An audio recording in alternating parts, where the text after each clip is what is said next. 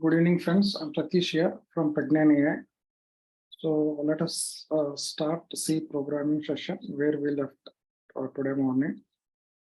So this is the third session. We have covered first and second session. We covered the basic things about C. And in the second session, we covered about operators. Some of the operators we have discussed. So this is the third session. We will continue where we left in operators. So in the morning session, we have done arithmetic operators, assignment operators, relational operators. So these are the things are done, and in logical operators also done. So we discussed in detail about all these operators like and logic gate or logic gate and not things. So now what we look into is bitwise operators. So there is a little bit difference between the basic operators and the bitwise operators. So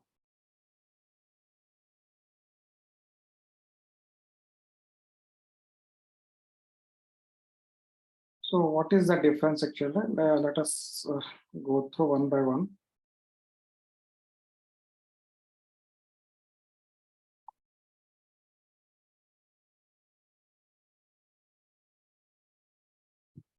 So this is also operator. This is also the and or XOR, all these kind of operators, but these are also logical operators only, logical commands only. They also follow and logic truth table or truth table, XOR truth table. But the difference is actually it doesn't apply on the entire data. It applies on the bitwise data. So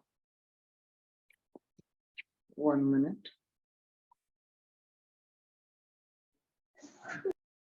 So what is that bitwise? Let me explain.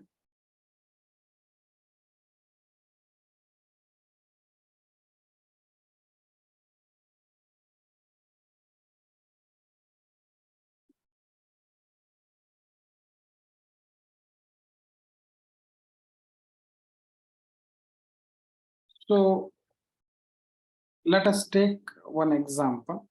So now when I say AND gate, logical AND, what exactly logical AND looks like? So logical AND. So I will be operating. What is a symbol logical AND? So ampersand and ampersand is a logical AND. So now assume that like there is A and B. So now what is that actually? A is equal to 10, B is equal to 5. So now how it works actually? A is 10 means like A is greater than 0, so it is true. B is greater than 0, that is also means a true. So now how it works? This is true and true. So it is equal to true. Means like true means it is value is equal to 1. So this is how it will work in the logical gate. Now, when I say bitwise operator, so now how it works actually? So now the difference is actually bitwise operator symbol is 1 ampersand, not 2. Now let us look into how exactly this bitwise AND works. Same thing, what I'm trying to do. So now A is equal to 10, B is equal to 5, B is equal to 5. Now what I'm trying to do is actually A ampersand B, not the 2 ampersand, it is 1 ampersand. So it means actually I am doing bitwise AND. So now how exactly works now? So how is the 10 to be converted into binary? If people know how to convert decimal number to binary. So if you don't know, so let me explain again. So if you don't know how to convert decimal to binary, so there is a simple rule is there. So let me explain both. First is, so 10 decimal number I should be converting into binary. What is binary? Binary is bit 0 and 1. So it only uses 0 and 1. So what is decimal? It uses 0 up to 9 digits. So now how should I convert this decimal into binary? So I will be dividing by 2. So now how 2 5s are 10. So what is the remainder? Remainder is 0. So next again I'm trying to divide. This side is a remainder. So now what is actually 2? Again I will be dividing. 2 2s are 4. So remainder is 1. So next again I will be dividing. So 2 1s are 2. So again 0. So 1 cannot be divided. So I will stop here. So now what is that actually? This is how I will be trying to create. So this is a MSB, that is the highest one. Then this is next one, and this is next one, and this is next one. So this 10 in the decimal is converted into 0101 in a binary. Is it clear? Is it clear? Yes, sir. So now same thing I will be converting. Now what I have done actually, this 10 and 5 I am trying to do AND. So now how should I write 10? 10 I am trying to convert it into binary. So 1010. So now I should be converting 5 also in the binary. How should I convert 5 into binary? So let us try again for 5. So what is 5? So now 5 I'm trying to divide by 2. Why I'm dividing by 2? It is binary. So if I have to convert into octal, I will be dividing by 8. So that is how I'm trying to divide. Now 2 2s are 4. So remainder is 1. So 2 1s are 2. Remainder is 0. So this is MSB and this is LSB. So 1. So this is 1. This is 0 here. Then 1. So this is how I'm trying to convert. So now what I have converted? I have converted 1 0 1. So if nothing is there here, so I'll putting 0 here. So now I'm trying to do ampersand. So now here I'm trying to this individual bit by bit I'm trying to do. That is the reason it is bitwise. So this is first, this is 0th bit, this is first bit, this is second bit, this is third bit. So what I'm trying to do actually, I'm doing and bit by bit. So what is 0 and 0 means like false, 1 means true, false and true. So true. So what is the value? It becomes 1. Sorry, it becomes 0. So 1 and 0. So again true and false, 0 false. So 0. So 0 and 1. So false and true, again 0. So 1 and 0, again false, it is 0. So what is the result? Result is equal to 0. So this is what it will come. So now when I do bitwise thing, for 10 and 5 and 10, I got 0, means like it is false. But same thing if I have done for logical things, what happens actually? A is true, A is true, and ampersand, B also true, 5 means true. So result is true. So this is a logical and result, and this is a bitwise and result. Do you understood what is logical and what is bitwise? So when I'm trying to say logical, I'm trying to check entire value. Entire value is greater than 0 means true. So here I am converting into binary, and bit by bit I am trying to AND. And then entire result I am trying to look into. So is that clear? Any question? No, sir. So anybody who's not understood, please raise the hand. Okay, so that is what is a bitwise AND. So same thing bitwise OR. So let us take bitwise OR also. So now take an example of bitwise OR. So now logical OR this side will do and bitwise OR will do. So now this side is a logical OR. So logical OR, this side is bitwise OR. Bitwise OR. So now how I'm trying to do? Now take the same value. So next take the same value. What is the value? Values will be A is equal to 5 and B is equal to 10. Take the same value. Now both sides same. A is equal to 5, B is equal to 10. I just wanted to see how exactly this works. Now, how exactly logical and logical OR works?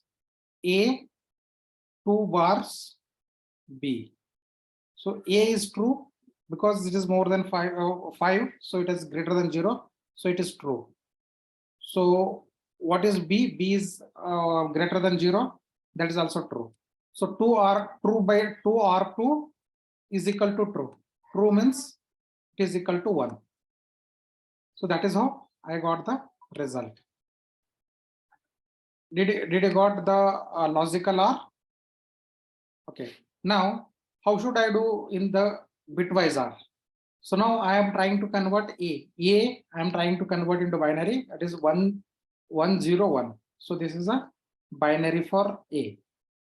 This is a binary for A. And R is only one symbol. So here 2 bar, here 1 bar. So 10 is 1, 0, 1, 0. So now I converted A, I converted B. Now I'm trying to do bitwise OR. Bitwise OR, so this is what first bit, that is 0th bit. So 1 and 0, so true and false is true, so that is 1. 0 and 1, false and true, so true, that is 1. So 1 and 0, so true and false, so still true. 0 and 1, so false and true, so still 1. So what I'm getting? 1, 1, 1, 1. All 1, 1, 1, 1 means like 15. How did we got 15? So if you don't know, converting back, how should I convert back? So let us look into that one example. So 1, 1, 1, binary 1, 1, 1, 1. This is binary. I'm trying to convert to decimal. How should I convert? So this is a bit 0th location. This is bit 1th location. This bit 2 location. This is bit 3rd location. So this is 0 and 1. So now how should I convert this one? So this one, 1 into 2 to the power of this 3. So I am trying to put 3. So now this one, 1 into 2 to the power of what is a bit thing? 2. Why I'm taking 2? This is binary. Binary to decimal I'm trying to convert. So while converting binary to decimal, I'm multiplying.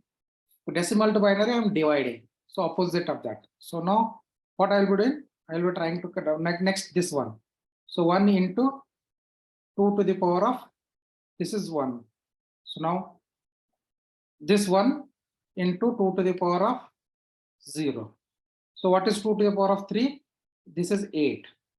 So now let me go here. So this will become 8. 8 plus 2 to the power of 2 is 4. 4 into 1 is 4. So that is 4. So 2 to the power of 1 is 2. So into 2. So now 2. So 2 to the power of 0 is 1. 1 into 1 is 1. So 1. So now if I do 8 plus 4 is 12, 14 and 15. So this is how I got 15. Did you understood this? So this is the result. So if I do bitwise OR, I got 15. But if I do logical OR, I got 1. Did you understood? How do you got 1? How we arrived at 1 and how we arrived at 15? Any doubts here? Shall we take one more example?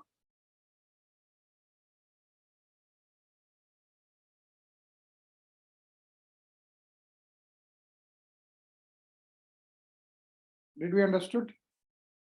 Bitwise OR and okay. So now, so logical operators we have done.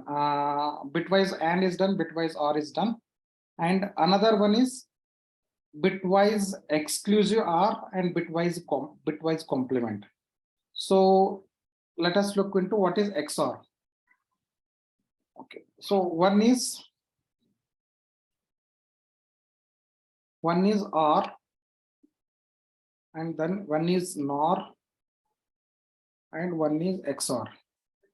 So these are the logical gates. Another is XOR. So now OR we understood. So it takes 2 input. This is how it will be 2 input, 1 output. So A and B and output is something like C. So we understood this actually. And NOR is opposite of R. So NOR is not of R, not of R. Means like first you take R and complement that we will get it NOR. So we know already we discussed this truth table. So opposite of that is the NOR. So what exactly XR?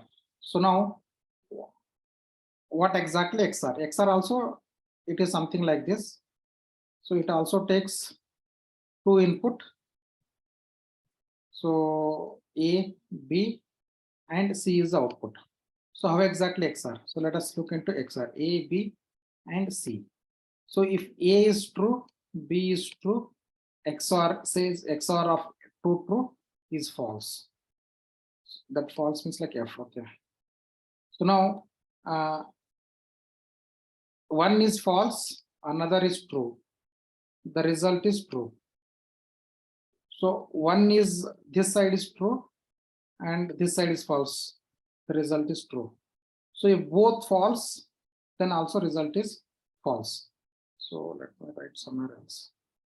So what is actually if both are same, then result is false. If both are different, then result is true. So that is the symbol of XR. Let me write in another place. So A, B, and C. So if it is true, then it is true. Sorry, false. So I'm looking for XOR. So false, false, also false. Both are same, it is false. So true, false, true, false, true, false, true, true. So if both are different, then the result is true. This is called XOR, truth gate. So I hope you have studied this, correct? So any questions here in the truth tape?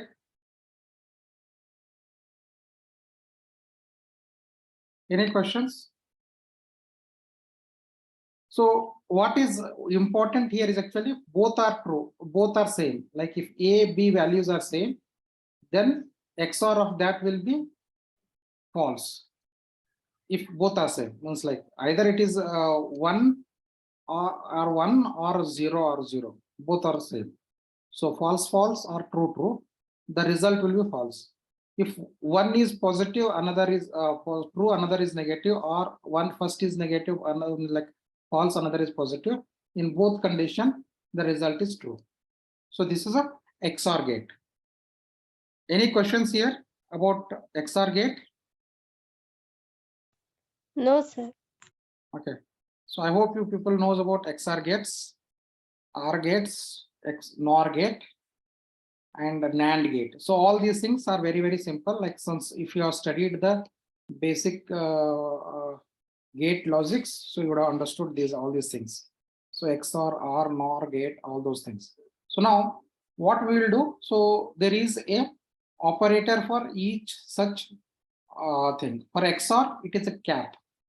So the symbol is cap. So what is that actually?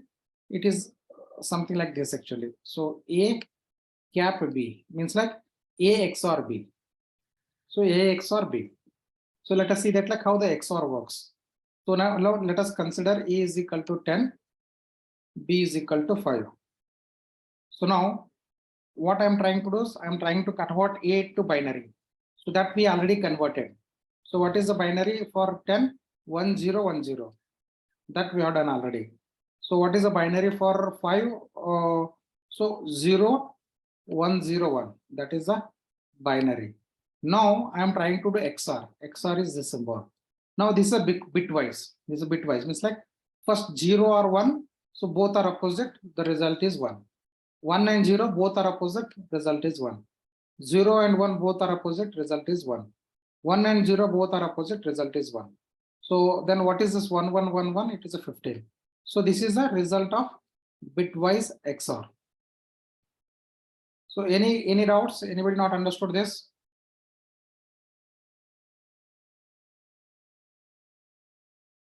Okay, let us take one more example.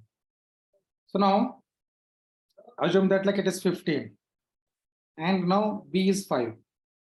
So now how is the 15? 1, 1, 1, 1. So what is 5? 0, 1, 0, 1. Now I'm trying to do XOR. So 1, 1, same, 0. 1, 0, opposite, 1. 1, 1, same, so 0. 1, 0, opposite, 1. So this is what we got. What we got actually, if we do XOR. So one more thing, so you understood. So this is the result. So this one XOR with this one. If I do, see this XOR with this, I've got this number. And if I XOR this with this, actually, I would have got this result. And if I do XOR this with this, I would have got this. So almost like XOR is very, very interesting to learn. So the pattern is very, very interesting to learn. We'll discuss that later. Anybody has any doubt on XOR? Bitwise XOR? No. Okay. So now what is the next one? The next one is bitwise complement. So a little bit like a tricky to understand. So the symbols are there. This is AND gate. This is OR gate. So this is XOR gate. So we know that like both are same, result is 0. If opposite, then the result is true. That we already discussed. So now bitwise complement operator. So it is very, very tricky. So now one thing is actually here there is something called a sign bit and how it exactly behaves. So let us take one example and then we'll do. So the here something you should remember is actually if I complement n, if I complement n, the what I will be getting, is actually I will be getting minus of n plus 1. So that is what I will be getting. So when I do complement of a number, like for example, if I complement 35, so what I will be getting is minus 36. So how we get the minus 36, that we'll discuss. So this one is very, very important to remember. So if you complement n, I should be getting minus n plus 1. So means like if I complement 35, I would have got 36. If you complement minus 36, you would have got 35. So that you should be remembering. So now let us see that like how it exactly works out. So let us take this 35. How can I represent 35 in binary? So this is a binary representation for 35. So if you don't know how to represent, let me again explain this. So you'll be dividing into 2, then this is what you will be getting. So let me do that also again. So 35 I'm trying to do binary. So how I'm trying converting into binary? 35 by 2.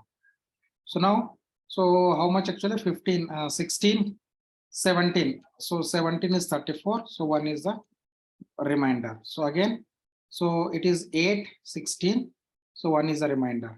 So then again, so 4 remainder is 0. So then 2 remainder is 0. Then again 2, 1 remainder is 0. So this is what you got. So 1, 0, 0, 0, 1, 1. So other way around is actually, so 35, you should be subtracting the 2 to the powers actually. So 2 to the power of 4 is 16, 2 to the power of 5 is 32. So means like 1, 0, 0, 0, 0, 0, 5 zeros, correct? So this is what is the 32. Now I got 32. So how much remaining is 3 remaining. 3 means like 1, 1. So this is 1, 1. So this is how I would have got directly. So this is the normal method. This is a shortcut method. So I will be remembering 2 to the power of 32, 2 to the power of 5, 32. Then what is remaining is 3. So 3 can be converted to 1, 1. So I just added this. So 32, this bit represents 32 value. This represents 2, this represents 1. So 32 plus 2 plus 1 is 35. So this is other way, shortcut way of creating the 35. So now we created a 35. So now we got the 35. Now we'll see that like how the bits complements works. So complement of this actually, what is that complements of that? So it will become 0. 1's complement is 0, 1's complement is 0, 0's complement is 1. So 0's complement is 1. So this is what I have converted. So any numbers, I'm trying to convert the complement of that. This complements. So first I converted 35 into binary and I have taken complement of that. And this is a sign bit. So this is a sign bit. So I will be trying to take this sign is one means like negative. So I have taken this negative sign. So value will be negative. Now, since it is negative, I am trying to do 2's complement of this. So 2's complement of this actually, again, I will be taking complement of this. So complement of this actually 0 becomes 1, 0 becomes 1, 1 becomes 0, 1 becomes 0, 0. So now this is becomes 1 complement. But I have to do 2's complements means like I should be adding 1 to it. So 1 to it. If I add 1 to it, actually 1 plus 1, 10 means like 2 means like 2 means like 1 0. So 0 is here, 1 comes here. 1 plus again 1, again 2 means like 1 0. So 0 is here, 1 comes here. 1 plus 0 is 1. So this is how. So this is 0, this is 0, this is 1, this is 1, this is 1.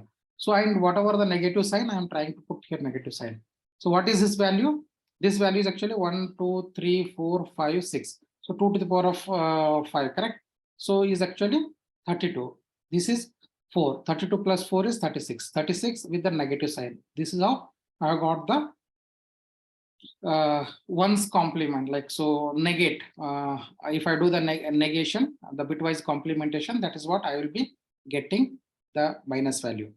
Any question here? Anybody not understood this? Shall we try one more? Or do you understood it? Still one more, sir. Okay. So now let us try, tell me a number, positive number, any number.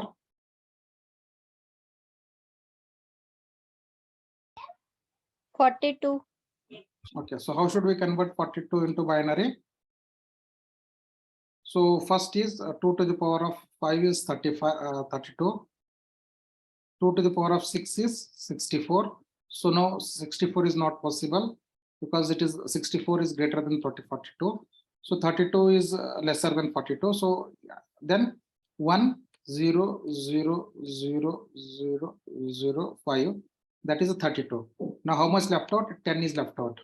So now 8 is 2 to the power of 3. 2 to the power of 3 is 8. So now 8 means like 1 0 0 3 0. Now what is actually left? If 10 minus 8 is another 2. So 2 means like 1 0. So 1 0.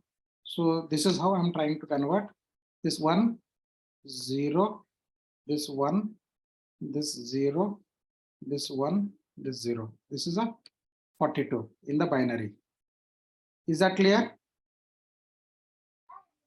Yes, sir. So this is 4 bits and this is another 4 bits. So I'm just trying to take the 4 bits, 8 bits. So now, so this is what we got. Now, how should we do the complement of this? So now let us take that number. What is the number? 0 0 1 0 1 and 0 1 0 1 0 1 0. Okay. So 0 0 1 0 1, then 1 0 1 0 1 0 0 1 0. So this is what is the 42, correct? Now you got the 42. So complement of this, what is the complement of this? 0's complement is 1, 1's complement is 0, 0's complement is 1, 1's complement is 0, 0 complement is 1, 1's complement is 0, 0's complement is 1, 1's complement is, sorry, 0's complement is 1. So this bit is sign bit, so this is negative. So now, so negative, so now this is what I got. So since it is negative, I will be taking 2's complement of that. So 2's complement, then how should I take the 2's complement? First, I should take again 1's complement. What sign I got is 0, negative, that's fine. So 1's complement is again, so 1 becomes 0, this becomes 1, this becomes 0, this becomes 1, this becomes 0, this becomes 1, this becomes 0, and this becomes again 0, plus 1. So what is that actually? This is 1, this is 1, So this is 0, this is 1, this is 0, this is 1, this is 0, this is 0, and negative sign. Did you got this? Okay, what is the value of this? So now 1, 2, 3, 4, 5. 2 to the power of 5 is actually, that is 32. This bit is 32. What is this bit? This bit is 8. This bit is 8. What is this bit? This bit is 2. What is this bit? This bit is 1. So if we add actually 32 plus 8, 40, 40 plus 3 is 43. So minus 43. So that is minus n plus 1. So n is n's complement. If I take n's complement, if I take, then it is equal to minus n plus 1. So n is 42, 40 plus 1 is 43, minus 1. Did you got that? Understood? Yes, sir. So now let us see that, like, okay, first we'll understood this, then we'll do the programmatically. So what all things we understood? We understood bitwise and, bitwise or, bitwise exclusive or, 2's bit complement. So let us do programmatically, and we'll see that, like, how this works. So let me write a small program to check that actually.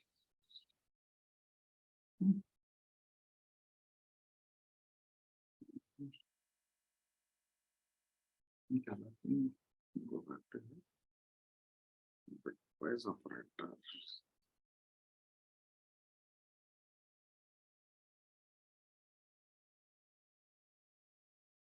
Okay. So first, so now, first we'll do bitwise and. So this is what I'm trying to do, bitwise and of 2 number. So bitwise and we tried with 10, correct? 10, 9, 5. So 10, 9, 5 or 12 or 25. So this is how. So how should I do? Include has to be there, int main and flower bracket. This is a structure. So this is a structure. So now I wanted to do bitwise and what should I do? So actually bitwise and I should be doing. So either I can do with the reading from user, or I will be hard coding. Assume that, like, I'm hard coding. Hard coding is like I should be taking 2 variable. So then I should be defining those variable. A is equal to some value. So 10, and assume that, like, B is equal to another value 5. So then semicolon. So now how should we do the bitwise operator? So now I wanted to print that bitwise operator. So then I'll be doing printf. So now percentage. So how should I say? Output. Output I'll say, or else, like, I'll be saying A or A. This is bitwise or and, let me say and. So is equal to, so percentage D. So how should I do that actually? A ampersand B. So this is how I'm trying to do bitwise operator, and then semicolon. So if I have to do bitwise operator or, so how should I do? So now again I will be copying this. So A bitwise or. So how I will be doing? A 1 bar B. So if I have to do bitwise XOR, then how should I do?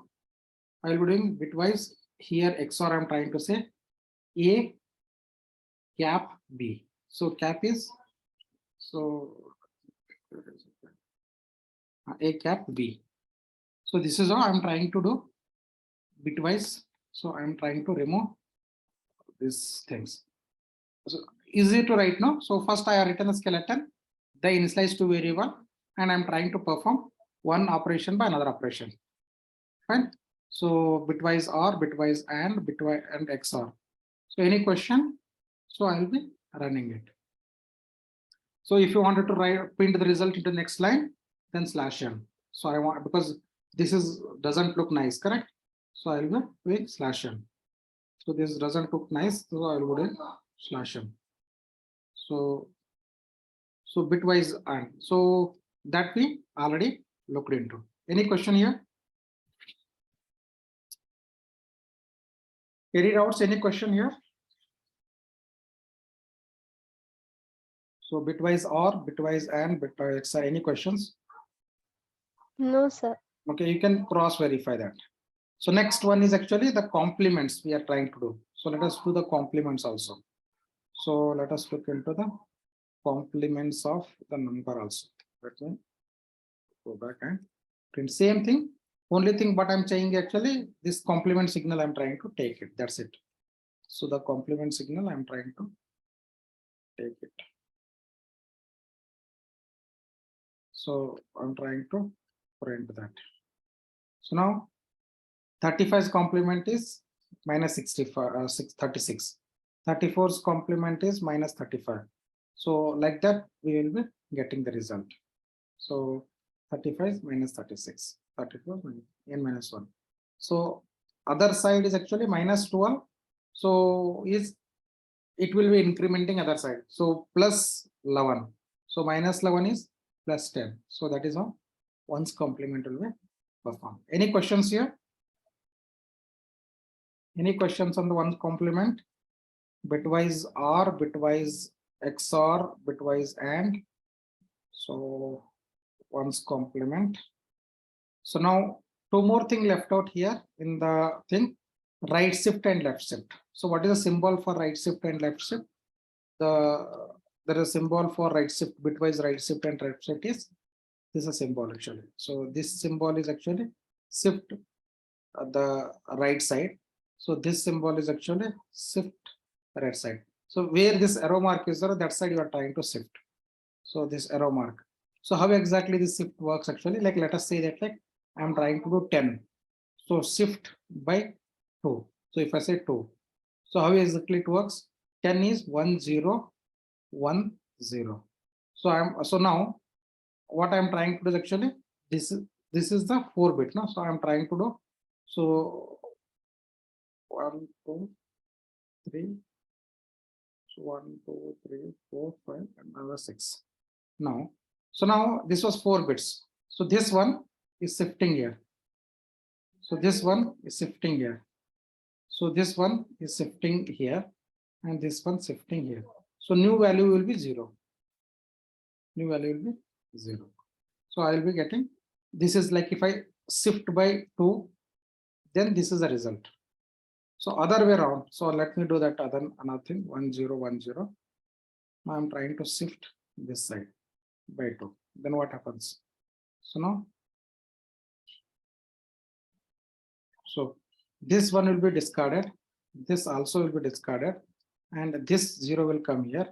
This one will come here. So the remaining will be 0. So it is arithmetic and logical kind of things will come.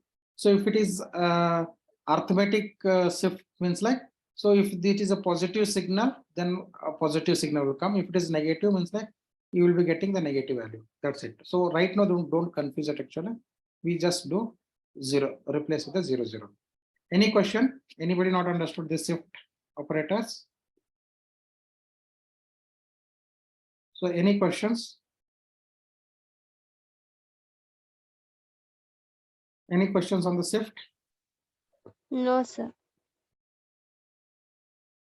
So let us do the simple code for shift. So so actually like if I have to do the shifting, then I need to do multiple kind of things, correct? So if I wanted to perform the shift, so let me perform the set operations.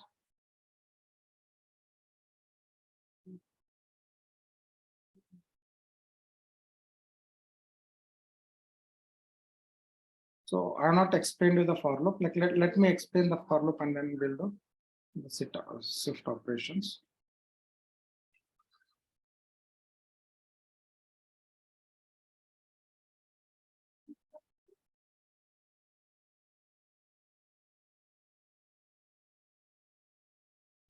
Okay.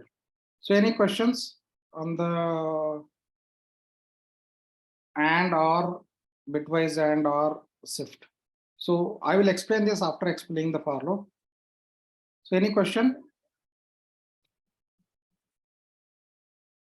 So okay, so this will end the what is called the bitwise operators. So what all things we looked into? Bitwise operators we looked into, logical and all operators looked into. There is few more operators are there that we'll discuss. One is comma operator. We know already. Int comma c is equal to 5 comma d. So what exactly this indicates? So if I say something like this, what exactly this indicates? When we say something like this, so comma operator, let me explain that. So if I say int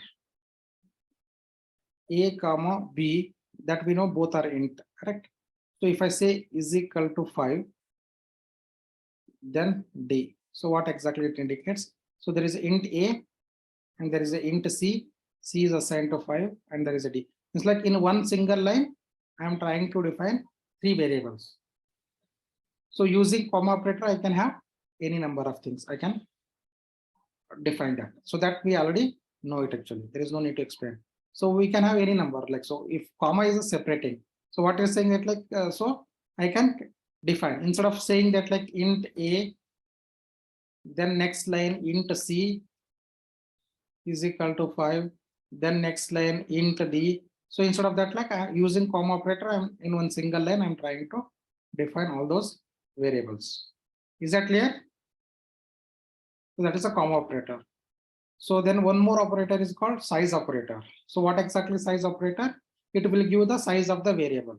So if I say int a and size of will give size of that int, how much bits it takes to store. Float b, so size of will give how much bytes it will take to store that. So size of will give the size of the each variable, almost like how much memory is allocated for each variable. Is that clear? So let us run this actually. So we already know that we discussed in the first class. So what is the size of different variable types? So that we already discussed. So let us look again. So size of a, size of b, size of c, int a is int. So size of is a function. So this is size of is a function. I'm using the size of function to check this how many bytes necessary to store a integer value, how many bytes necessary to store float value in computer, how many bytes necessary to store the double, how many bytes necessary to store the char. So that is what I'm trying to look into. So return, this is a skeleton. So return 0 is skeleton, int is skeleton. So this is a common thing. So we already need to have to do to write a C function, correct? So only thing is like I'm initializing those variable and I'm trying to find out the size and I'm trying to print. So I'm trying to print. So size of int is equal to number of bytes. So the percentage LU. What is LU? So U is unsigned, L is long.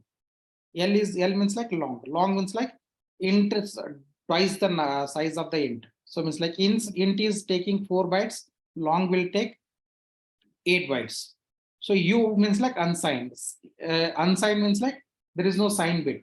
So if it is sign bit means like if it is 8-bit value and if it is a sign, then 7th bit is sign bit.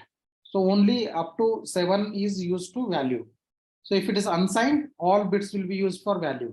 So that is what signed and unsigned means. So any question, anybody has confusion about signed and unsigned? What is meant by L? Anybody has any question? What is meant by L? So percentage means like I wanted to print. So that's what is in percentage. L is actually for long, U for unsigned. Any question there? No, sir. Okay, so I'm trying to print the results. So now let us see that like how much int take. Int takes 4, float takes 8, sorry 4, double takes 8. So let us say long also. So if I wanted to long, and what is that actually? How much long takes? There, long E, and I wanted to print the size of long.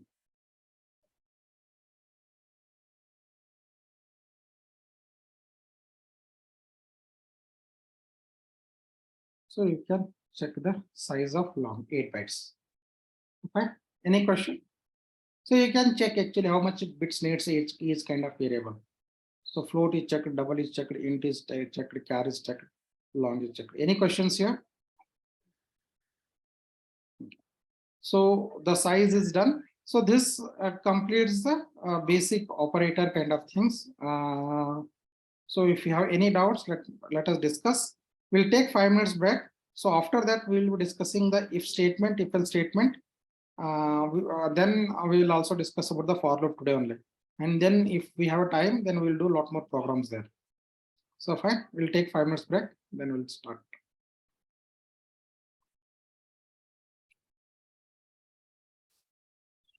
So we are done with operators. So let us look into if statements. Like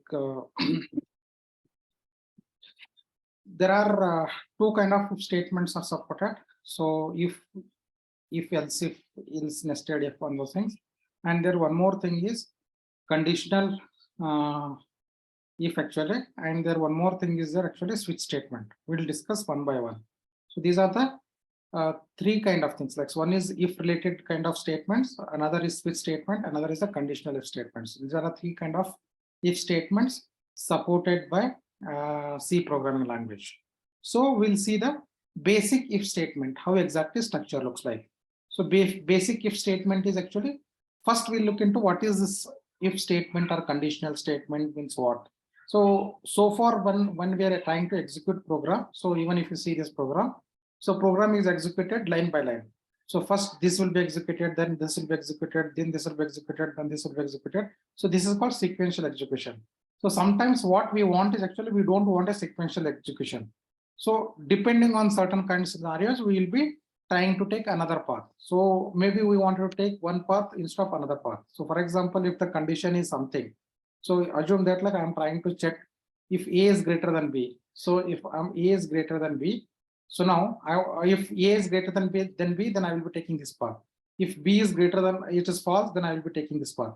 So it's like depending on this condition, I am trying to take one path or another path. So if that is what I wanted to do, then I will be using if conditional statements. So what is that actually? If is if and the certain condition, based on certain condition, it takes certain path. So what is the structure? Like the skeleton of that is actually if in the bracket the expression, that is called the condition. So if space in the bracket this expression can be anything. In the other case, like what I mentioned here is actually A greater than B, and there is a flower bracket start and flower bracket end, and what all the code necessary to be mentioned, it can be there. And actually, so it can be one line code, it may be multiple line code, it can be anything. So this is the structure of this statement. So what exactly happens means actually, if this condition is true, then you will execute. If this condition is false, then no need to execute this, you will go to the next line. So for example, the condition statement is something like this. So let me show here. So if the statement is something like that, like, so if text is less than 10, so if it is, if text is 5, correct? If text is 5, so text is less than 10, yes, so it is true, then I will be executing this code. Or assume that like this condition, if test is greater than 10, so test is 5, it is not greater than 10, so it is obviously false. So if it is false means like it doesn't execute this statement, it will go to the next line.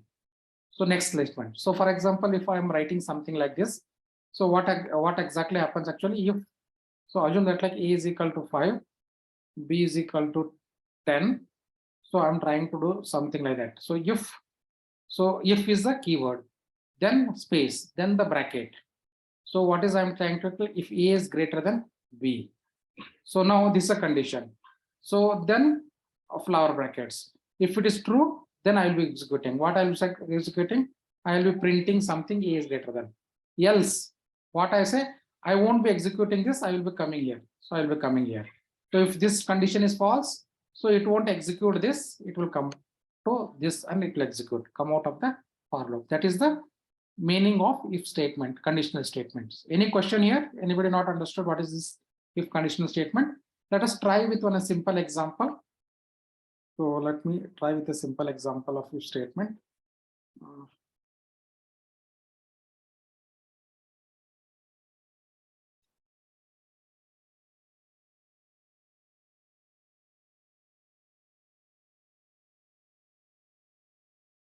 Okay. So let us try this simple example. What is the problem statement? So I want you to print if the number entered is positive number or negative number. So how should I do that actually? So now let me first let us write the skeleton of the code. So this is what the code. So now what I'm asking is actually, I'm asking user to enter a number, and if it is number is positive number, I should be printing. So how should I do that actually? First, I should be reading a number. So means like I should be defining a variable. Variable can be num. So I have defined a variable. So that variable I should be reading from the user. How should I read from the user? So scanf is the thing. So scanf is the thing. So what I'll be saying, enter the number. So then how should I read that actually? So I should be reading percentage, what number is positive integer, correct? So now how should I read actually?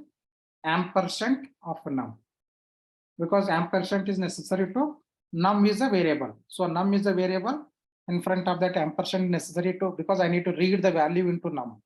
So the num is integer, that's the reason percentage d. So this I am reading. Now what is the thing actually? Now I need to check. So what is how I'll check? If num is positive. So if num is positive. So now how should I put? If in the bracket condition. So I have put the condition. Now the skeleton is, so you should have a start and end. So now what is that actually? Now if it is condition is true, so if number is greater than 0, then what I will say? Printf. So positive number. The number is positive. The number is positive. So now positive number. So then I'm trying to display the number. So I'm trying to display the number. How should I display the number? So percentage d. So number semicolon. So now if it is not, then I should be not displaying that. So I will be printing here printf. What I'll be saying? I am outside the loop. I am outside the if statement.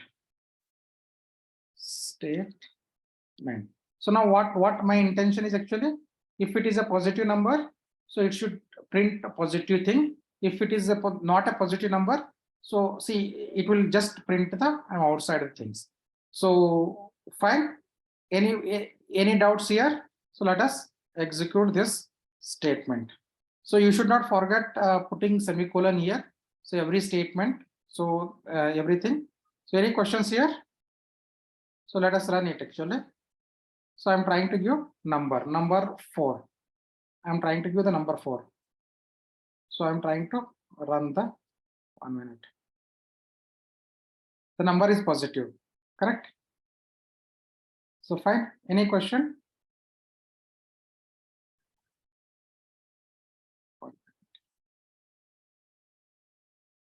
So the number is positive. So that is what I'm trying to give.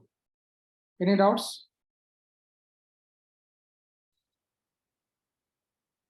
Okay. So I wanted to put after that like /n. So I'm trying to put the /n here. So I'm outside the statement. Any question? No, sir. Okay. So let us, one more thing I will try to showcase to you. So how should we run this program in Google Colab? So there is one more thing we will discuss actually. How should we run this program in a Google Colab? So Google Colab, most of the times we will be running the Python program. So how should we execute the C code in Google Colab? So to write a Python C code in a Google Colab, so what should I do? The same code I have written here. So same code I have written. So before that, I should have written something like a percentage, and what is that I'm trying to say is the write file, means like whatever the code I have written, this code has to be written to a file. So since it's a C code, so I'm writing into a file called control1.c. Means like whatever is written here will be written to the file called control1.c. So now if I execute this, what happens actually?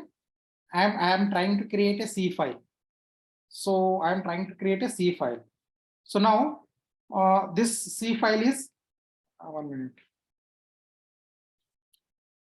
So any doubts so far here till this extent? If statement. Okay. So what I'm trying to show now. So one I have showed you using this one. So this is another online tool where I will be writing the C code. So I will be executing the C code. But thing is actually there are some issue with reading this input from here. So may not be more effective, but it is taking some random kind of numbers actually. So let me look that way. So now to avoid that, what I'm trying to actually, I'm trying to run the code in a Google Colab. So Google Colab is actually another IDE tool. IDE tool, this used for Python. So if you want to know more about IDE tool, this Google Colab, I have already created a video. You can look into those video. It is there in the YouTube channel. Like I will share you that. So what my intention is actually like write the code. So see, since it is for particularly for Python, so I'm trying to use for C. So what should I do actually? This code, whatever I'm trying to write, actually you should write the code, entire code, and you should be having a, this is called a percentage thing is actually logic magic command. Percentage write file and then space file name. So by doing this actually I'm trying to create a create a C file. So now how should I run the C file? So percentage cell is the same link. So percentage the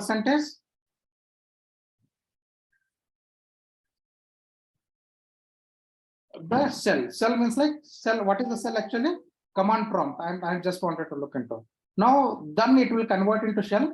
So now here what I'm trying to, this is actually compiler. I'm using the compiler to compile the C file. This is a Unix way of compiling C code. So if you are not using the normal Visual Studio, that is different way of compiling. If it is using the online thing, execution and compiling is different. Here, how is the compilation happens?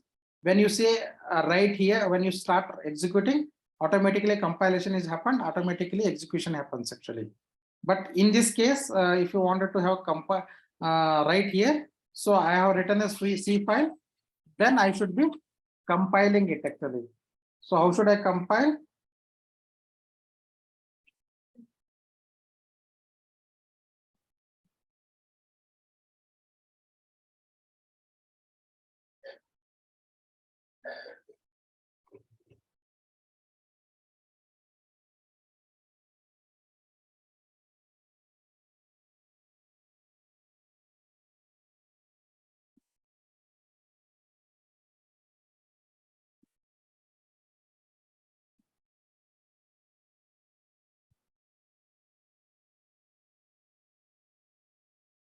Okay, so this is a compiler and this is a file name, and hyphen o is actually I'm trying to create an output file, and output file name is output. It can be anything, so it can be C output, what output, like it is your username. This file name should be which file you wanted to compile.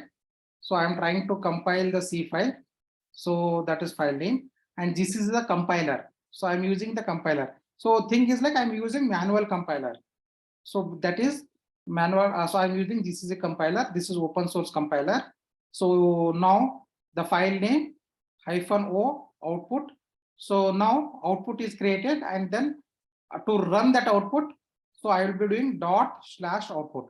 So this is a way of executing in command prompt in Linux environment. So I'm trying to enter a integer. So I'm trying to enter value. So the statement. So now the same thing, if you say that like if the number is 1, print you are entered the number. So now what number you entered, that is I'm trying to print. And if it is a positive, if it is negative, you what and value you entered. So let me do that, like you enter this, enter the negative number, and if you entered a positive number, then that is not necessary. So it will come out actually, and if the statement is easy. So just I'm trying to print here. So now if it is a negative, then only this will be printed. If it is not negative, this won't be printed. So let us run it actually. Now I'm trying to give the positive number. So if I give positive number, so only I will be getting if statement is easy. So if I give the negative value, what happens? -4. So it will be saying that like you entered a negative number. So that is how it like. So if the condition is true, then only the statement will be executed. If the condition is not true, that statement is not executed. What is the condition here? If the number is negative, then only this will be executed. So fine. So this is another way of executing this code using Google Colab. So this is much more easier because somebody who already learned Python, we already know how to use the Google Colab. For them, see, they can learn everything in same IDE tools. Somebody is more comfortable with Visual Studio, they can try in Visual Studio also. But for Visual Studio, all these things are not necessary. Directly you can compile. So now even in the other tool, so even in this tool also, there is no necessary to do all those things. Like, so you can directly write it and it will compile. So there are depending on compiler. So I just wanted to showcase another approach to execute the code. So any question here so far in the if statement? So what is the if statement? And we have done one simple example to execute the if statement. The structure is if space bracket, the condition within the bracket and the flower brackets. So this is a normal if statement. Any questions here? Okay. Do you understood how to execute the if code, if statement in online compiler and Google Colab? Any doubts? Okay. So now there is one more statement is there. So if and else. So now we have only one condition here, correct? If it's a true, then I will be executing. If it is false, then I'm not doing anything. So if you have two conditions, like if I do true, I will be doing something. If I false, I will be doing something, and then I will be doing something continuous. Like, so how is the sequence statement will be something like this. So statement is like statement 1 will be executed. So statement 1 is executed. Then statement 2 is a conditional statement. So now, because depending on statement, there's condition either S2 will be executed or S3 will be executed, and then after that, like S4 is executed. It's like, so now what happens actually? S1 is executed either based on condition, either S2 execute, then S4 executes, or so S1, S2, S4 executes if condition is true, the true. If condition is false, S1 is executed, then S3 is executed, then S4 will be executed. So condition is false. So this is how I wanted to create. Then I will be using if else statement. So what I will be using? If else statement I will be using. So what is the if else statement? If else statement will be something like this. So assume that like int text is equal to 5. If test is less than 10, it's like this is a condition. If this condition is true, then this within this flower bracket will be executed. Else, and again the flower brackets start and end. And if this condition is false, then this else portion will be executed. So that is how the things will look like into. So and so if it is true, this if block will be executed. If it is false, else block will be executed, and then the next statement after following the if statement will be executed. So this is how the if else structure conditional statements works. So any doubts here? Anybody not understood this? Any doubts? Okay. So if it is a true, it will execute this if body, and after that, like it skips this else portion, it will come here. If it is a false, it will execute else portion and will execute. So let us show with a simple example. So with the else statement. So what I'm trying to do. So let me run it actually. What I'm trying to do is actually, if it is a even number, then I will be printing it is an even number. If it is not an even number, I will be printing it as an odd number. Then I will be first thing actually, I will be reading from user the number, and I will be checking it is an even number. Then I will be printing even number. If it is not, then it will odd number, because if number is not even, then it is odd number, correct? So I'm checking for a even number is even or not. If it is not, then it is an odd number. How should I do that actually? So how should we start? Let us write here. So enter the number. Then if the number, how should I check actually number is even or not? So I will be using modulus. Modulus 2 equal to 0 means actually the number is divisible by 2. If number is divisible by 2 means like the number is even number. The number is even number. Even number. Else, so how should I write? Else, so another bracket starts, another bracket ends. So what is actually the number is? So I will be saying the number is odd number. So this is how I will be writing. So the simple structure is, so how should we build? So first these two statement is correct. So you should be building the block. Then you will be filling. So how should we first actually? No need to fill. All these things actually not necessary to have this. So first you write a skeleton. So this is a skeleton. Even the condition also should not be there. So now then you say I need to read only number. So int number. Then I should, how should I read? Scanf. So then reading the number. So this is already there. So I'm initializing a number, variable number, and I'm reading the number. So these things are there. Now conditional statement. What I should be doing condition? I need to check whether number is even or not. How should I check actually? Modulus. What is the modulus? If modulus will give the remainder. If the number is divisible by 2, then it is an even number. So 4 is a divisible by 2, that is an even number. 8 is a divisible by 2, that is an even number. So you need to check. So how should we know that, like which statement we should be doing? So this logic you should be able to figure out actually. So whether number. So how you will come to know? So you should try out. If you are not able to come out actually whether I have to use modulus or not, then you should have the understanding about what is the even number or odd number. What is the even number? So number divisible by 2 is the even number. Is 4 is even number? Whether it divides by 2? Yes. 4 2 j 2 4. So then what is the remainder? Remainder is 0. So if 5 is an odd number, so whether it divides by 2, let us say 2 by 2 is equal to 4. So 5 minus 4 is equal to 1. So remainder is 1. So means like what I am trying to, 6 is a even number. So 2 is 3. So 6 the 0. So means like I need to check whether the number is even or not. How should I check actually? This is the remainder will decide whether the number is even or not. How should I get a remainder of a number? So any number modulus of 2 will give, if it gives 0 equal to 0 means like if it is giving 0, then it is a even number. If it is not giving 0, means like it is an odd number.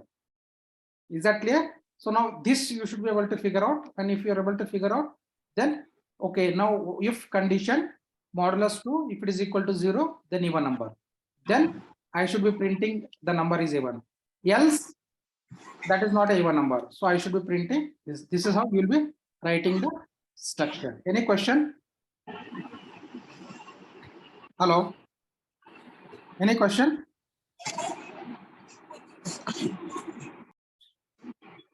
Please mute. So any doubts?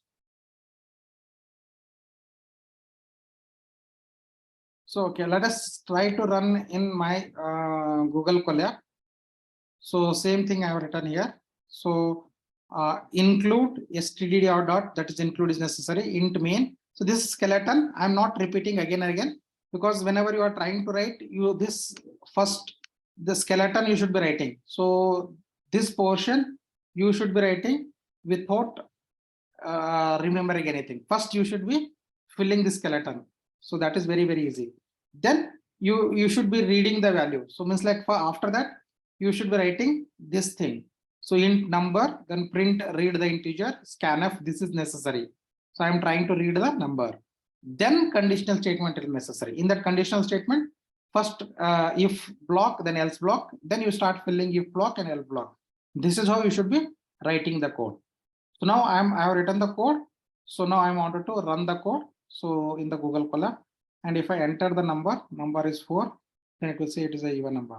So fine. Any doubts here? Any doubts on if else statement? Do you guys understood the if else statement?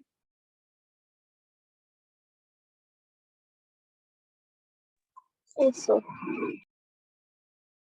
So who is feeling difficulty? So till now, so someone not following, let me know, because some people are like already know Python C. Some people, for some people it is completely new. So who is not able to follow, let me know, so I can explain again. So everybody understood? Okay. Now, so now we understood if statement, if else statement. So there is something like one more statement called else if statement. What is else if statement?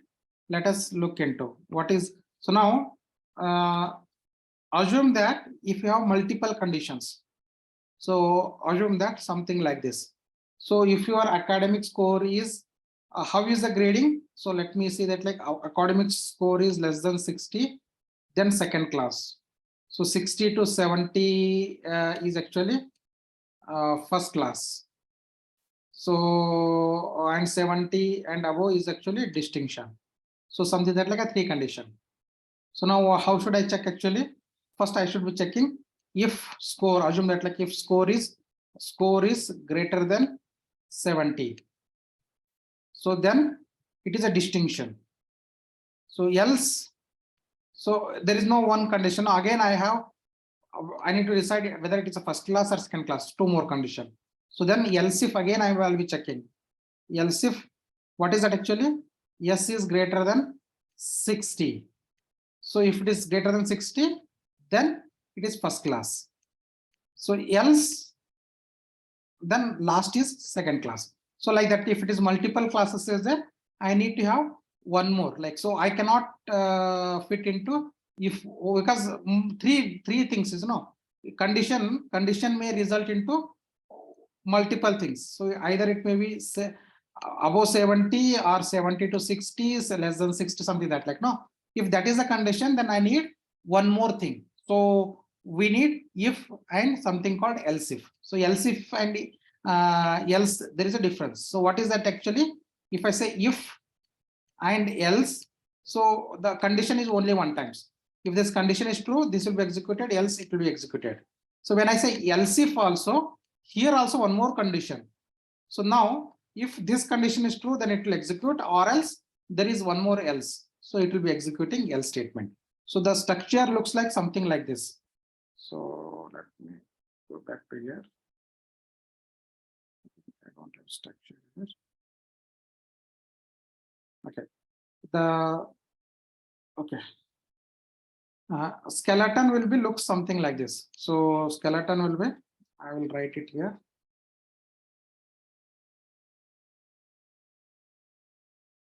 So if, then in the condition here, this here I am saying that like condition or expression and the bracket, then else and if space if, else space if, and again here one more condition. So the condition, then again the flower brackets starts and then else. So now the again flower brackets. This is how the structure looks like. Is it clear? Or else like let me write. Is it, are you able to follow, or like let me write in proper way? So the skeleton is if in the bracket condition close, then else if, then again the condition. This condition is different. So then else, then again the flower brackets. This is how it will be there. So if this condition is true, this will be executed and it will come out of this whole thing. If this is false, then it will come to this condition. Then if this condition is true, then this will be executed and it will execute the next statement. Or this also false, then it will come and execute this statement. So to execute this statement, so this condition should be false and this condition should be false, then only it will execute this one. If this condition is false, this condition is true, then this will be executed. You are able to follow me? So Let me use another ink.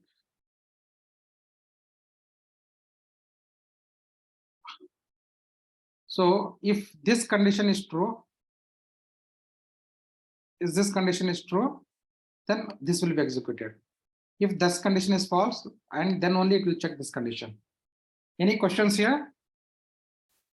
And if this condition also true, this condition is true, this will be executed. Else, this will be executed. This is how if else if statement will be there. Any question here? So let me take an example and explain.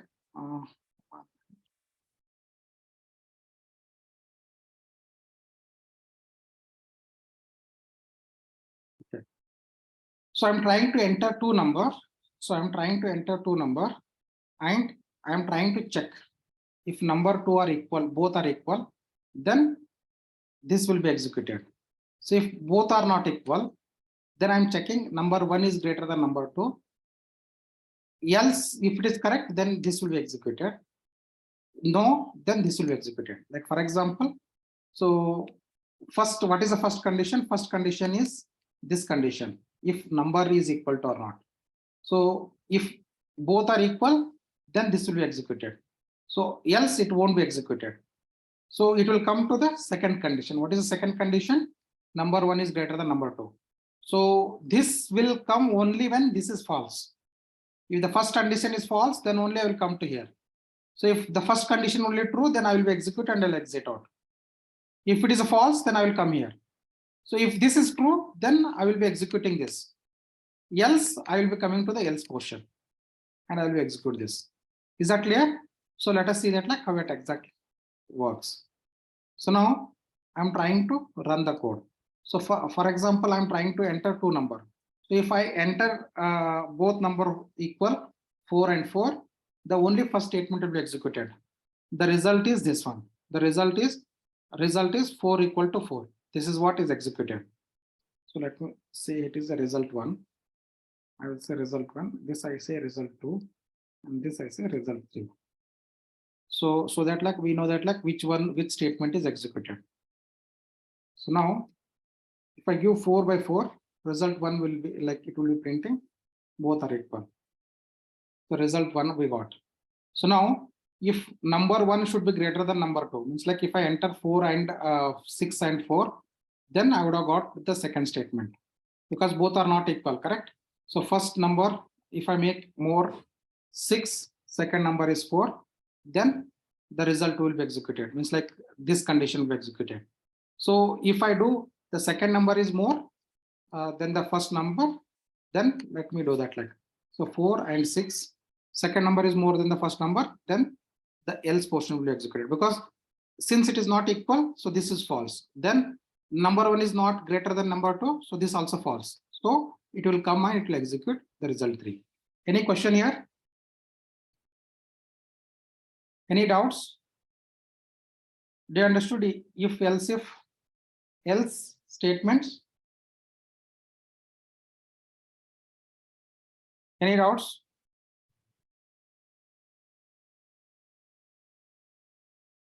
Okay. Any doubts? Do you understood or not understood?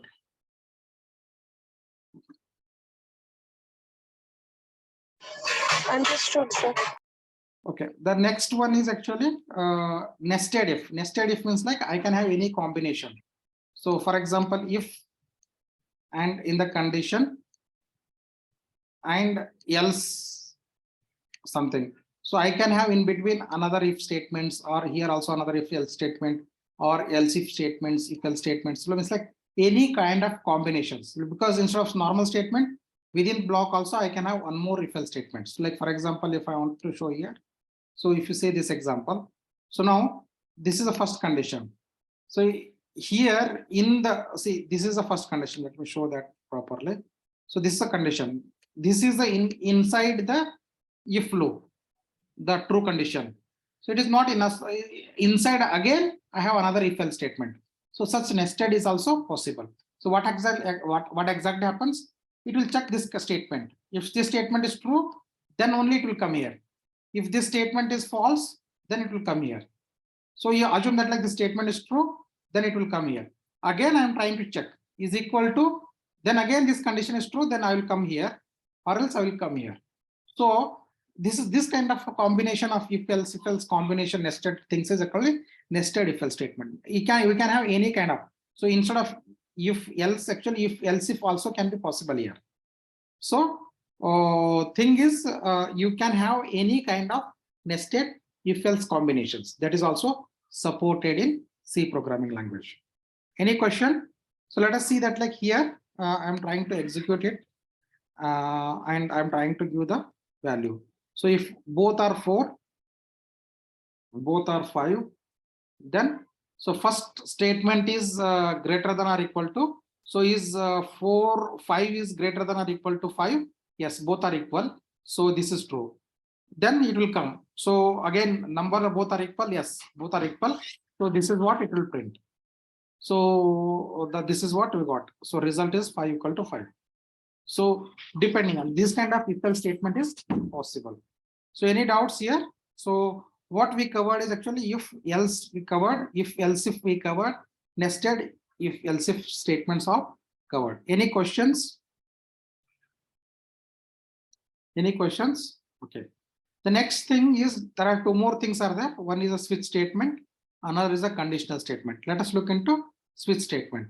So the question comes actually like instead without using switch statement also I can do if else is nested, but the difficulty is actually understanding that code becomes a little bit like a difficult. So what is the if, what is the else, what is the if, what is the else, like so for example see here if else like that will do too much complex to look into the file the code. So instead of that, if I have something like a multiple statements, multiple conditions, so then I would have used something called a switch. So switch statement. So switch statement is starts with keyword switch. So switch is a keyword, and in the bracket I should have a condition. So see here actually there's a the statement is a switch. So switch is a statement, and here is something, some value. So or something it will result. So this operation will result a value, and based on this value, so now switch in the bracket the operation results value, and this whole flower bracket is actually the block of switch statement. This means like whole block of switch statement. So anything outside, this is outside the switch statement. Now what happens actually, switch and the value. So if the value is equal to something, the case, and in front of that what is the value, here it actually positive operator I'm looking into, ASCII character of positive I'm looking into. So if the operation whatever the value of this is equal to this case thing, so it will execute this statement, it will execute this statement, this block. Or if the value is equal to this case value, then this statement will be executed.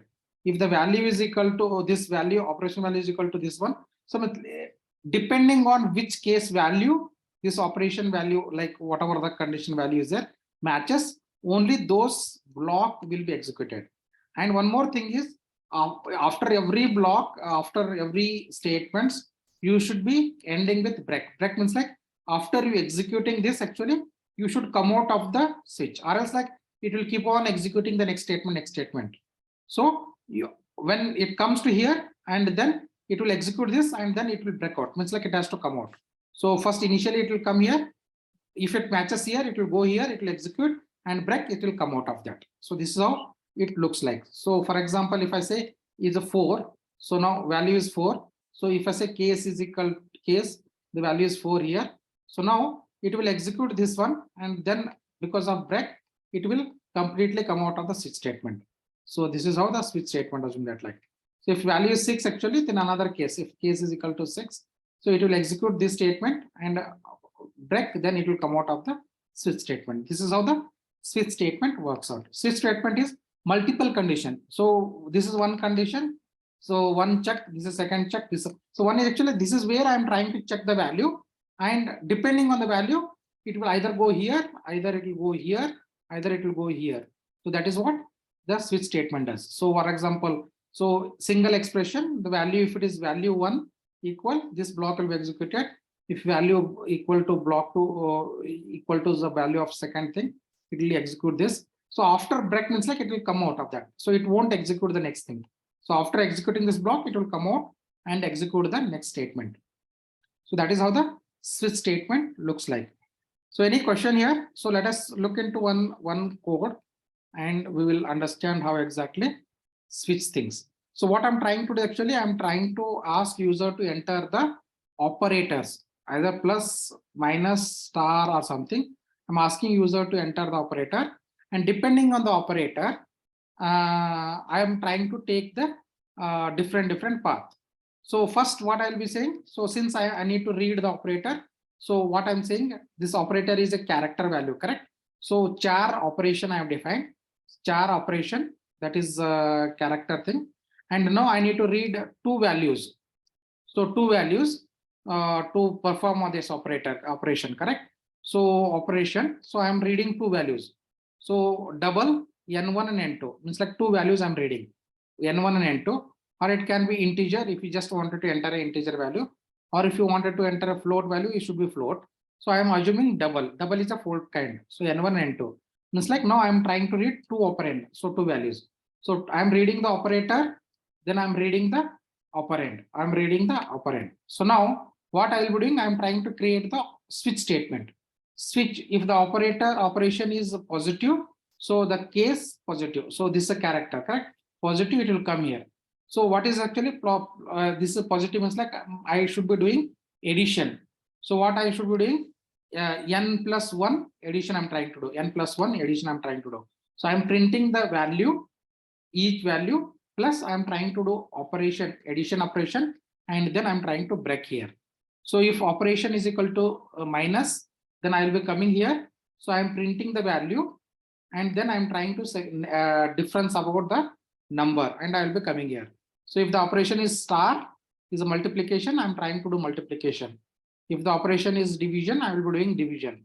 So now, if none of these things are matching, there is something called a default. So the default will be executed if none of these cases are executed or matching. So it will come here and it will say something, and there is no need to have a break here. So there is no point. So there is no need break here. Actually, break is not necessary here.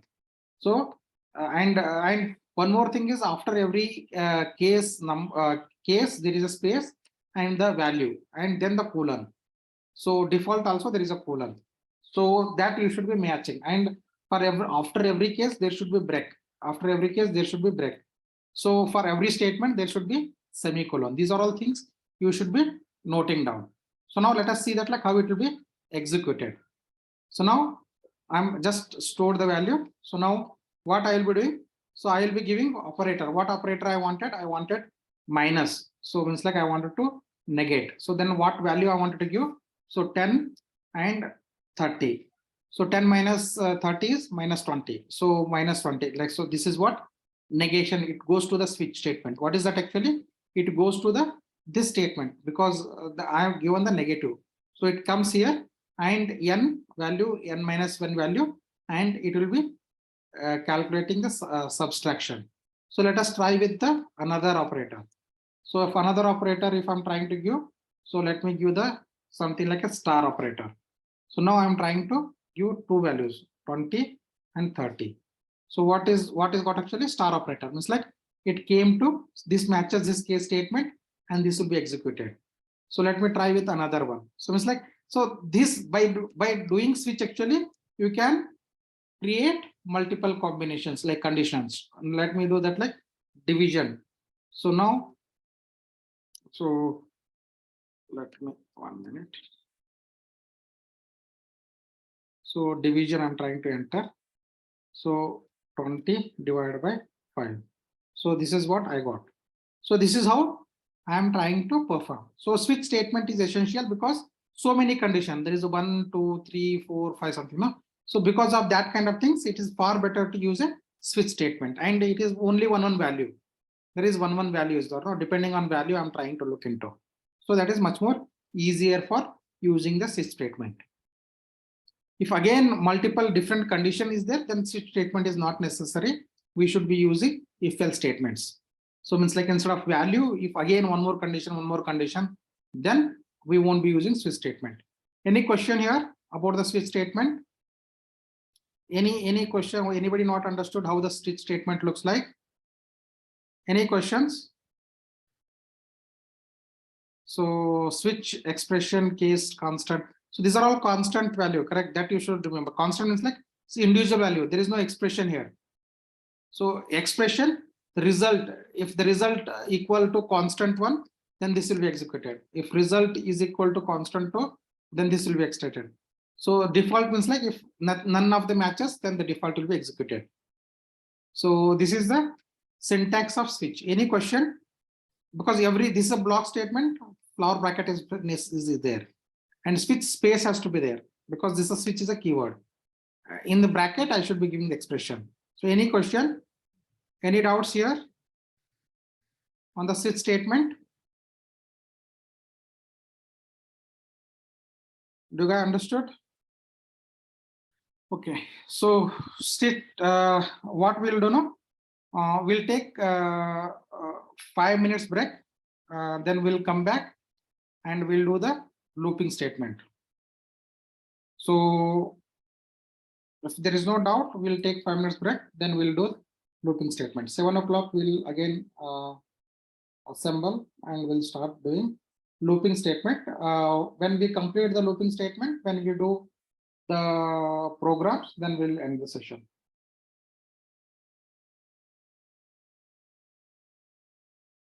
See, we have done with if statements. So we completed if else if nested if, all those things we discussed actually, and we also discussed the switch statement.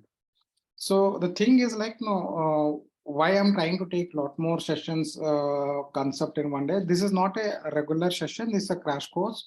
So I wanted to complete a lot theoretical things because since I am sharing your document, I am expecting that like, you have already read the document, so that like I'm trying to cover a lot of things in one session only, one day only.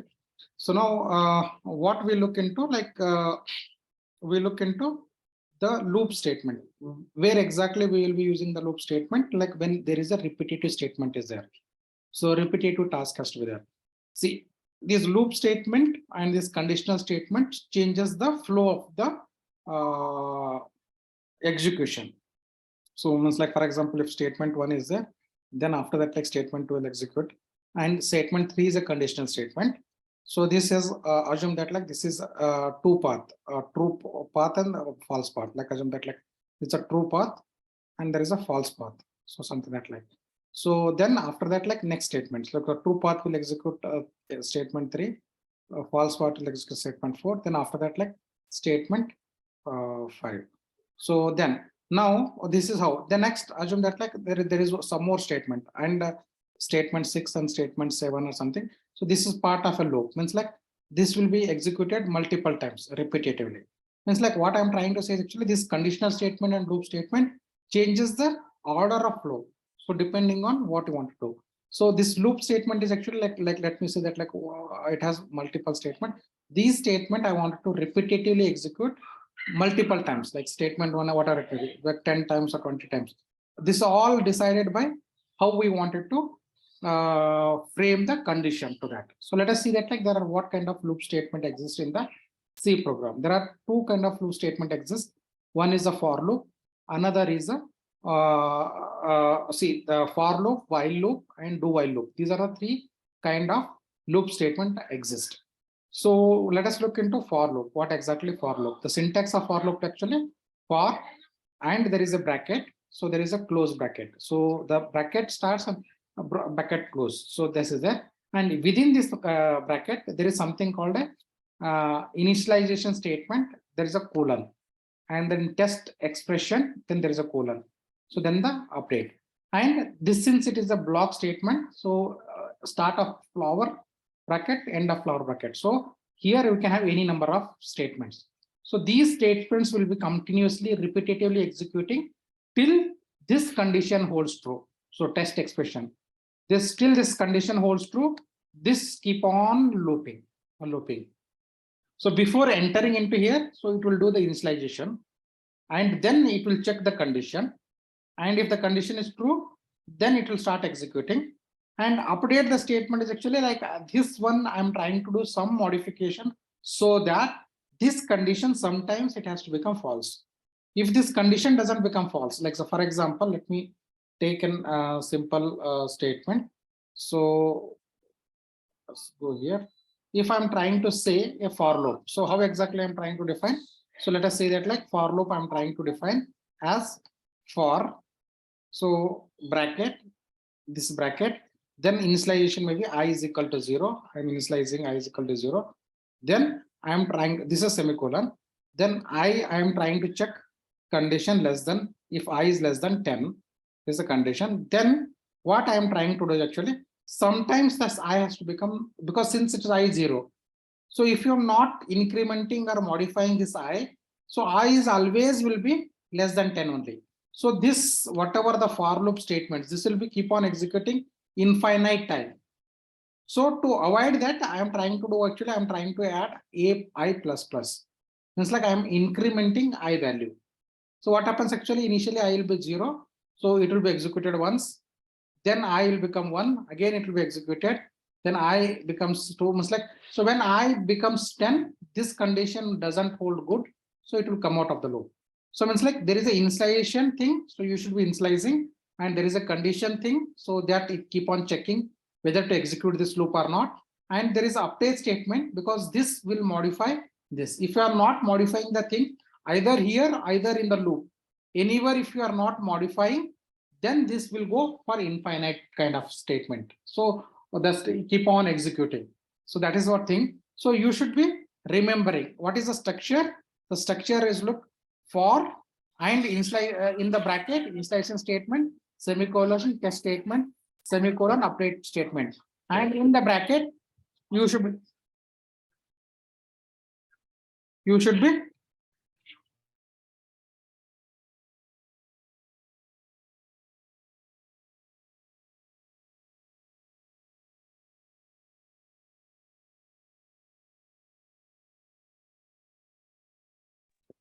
so any doubts here? Okay, so now what exactly happens actually? Let us do in a simple example. So let us write this for loop. So and understand how exactly this statement executes. So let us write this thing. I'm trying to write this for loop. Assume that like I'm trying to write this for loop. 1 minute.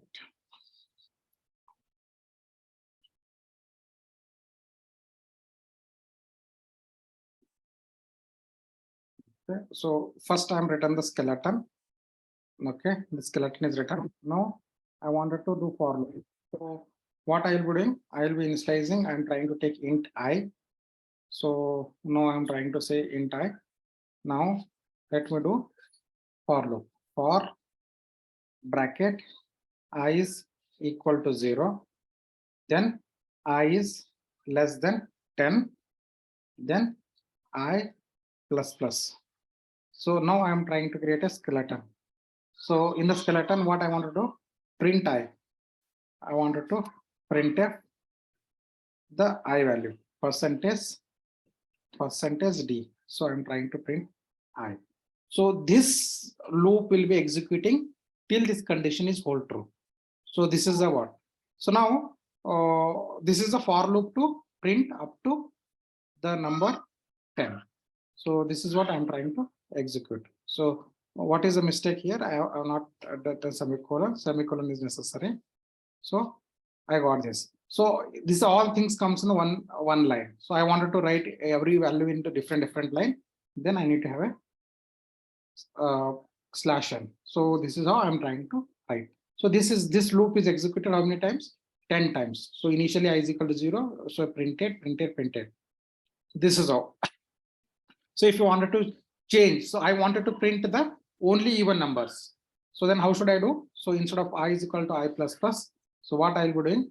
So I will be coming here. So then I will be saying that like I is equal to I plus 2. So now I will be just printing the even numbers 0 to 4. If you wanted to print the odd numbers, then what I should do actually, I will be starting with 1.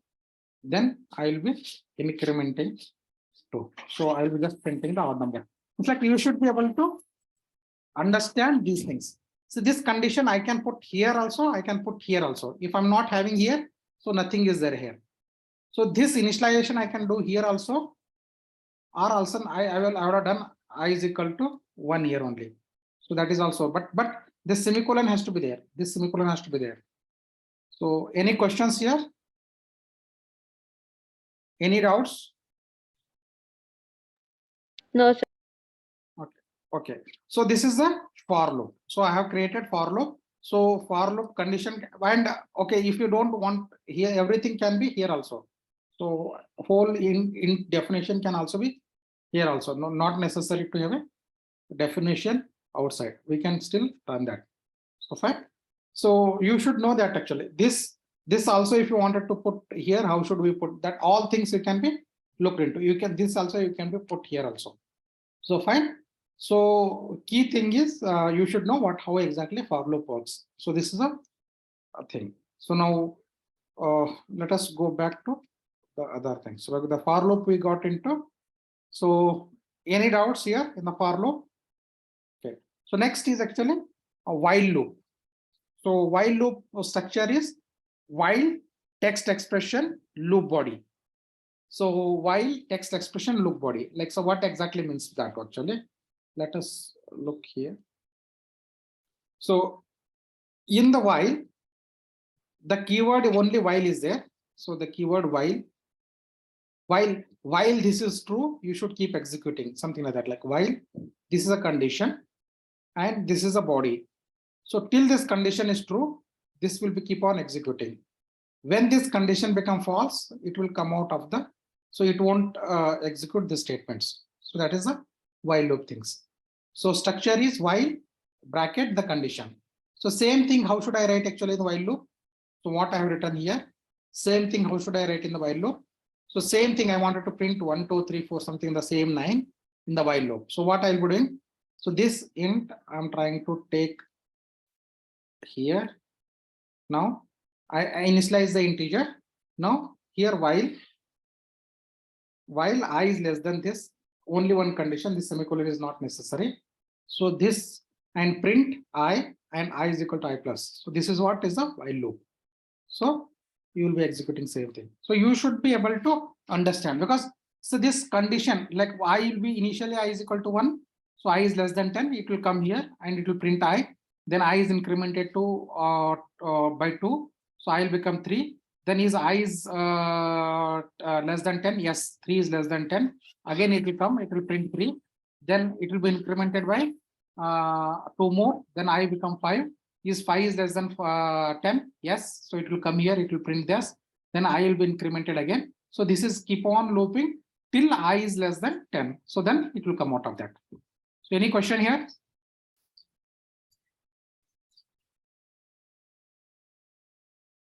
Any doubts? While loop. If I want to print even number, so I should be making this is equal to 0. So automatically it will start printing the even numbers. So fine. So now if I wanted to print a Fibonacci series, how should I do? Up to 10. How should I do the Fibonacci series? That we'll discuss later on. But any questions here? So we'll discuss how to write Fibonacci series. Think about that. So I will explain that later on. So you can write any looping statement. So if I wanted to print the square of number up to 10, that is simple one. Fibonacci is complex, we'll discuss. I wanted to print number 1 to 10 square of those numbers. Means like 1 to 10 squares, means like 1 to 10 square means like 1 square, 10 square, 2 square, 3 square, 4 square, 10 square. So 1 to 10, I should be printing the square of the number. Then how should I do? Using while loop. Using while loop. How should we do? So initially like I is equal to 1 because 1 to 10. So up to 10 means like I is lesser than or equal to 10. So this is fine. Then I don't want what is called I don't want I wanted square of I. So star I So that is the square of y. Then what I'm trying to do, I is equal to I plus 1. Only this much change. So it will print up to 1 minute.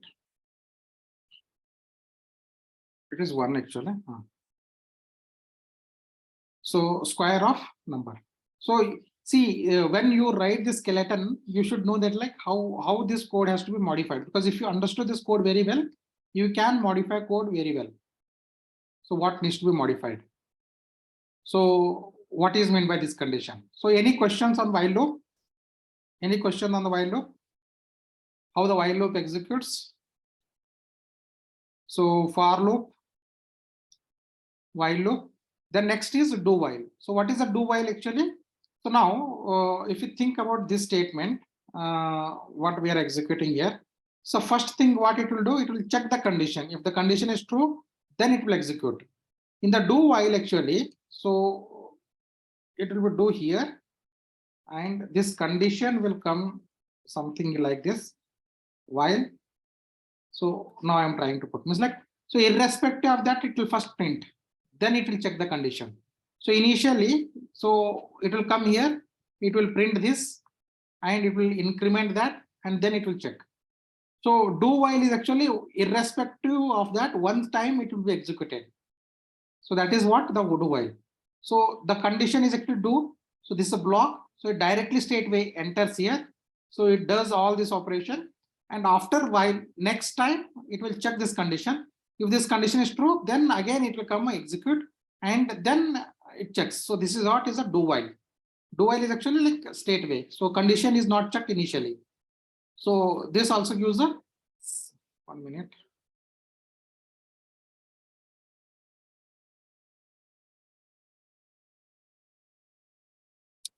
So it also gives the same result. So any questions here? So you should, like when you understood this while and do while, so what I have changed, nothing I changed actually, this condition. And so just to print the things, there is no such difference between the while and do. Only thing is the first it will execute the statement and then check the condition. In the while it will first check the condition and then do that. So it's fine. So any questions here? Do while. So we looked into for loop, we looked into while loop, we looked into do while statement. So any questions here? Okay. So sometimes if I wanted to end the terminate instead of this condition, not only this condition, something else I need to check, and I need to break or I need to continue. Then how should we do? There are two more statements are there, called something called a break and something called a continue. So let us discuss that actually. So break statement and continue statement. What exactly this break and continue statements? Let us see this diagram. Sorry.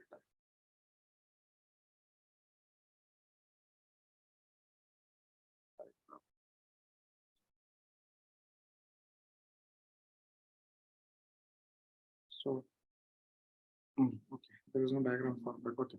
So let us go back this statement again.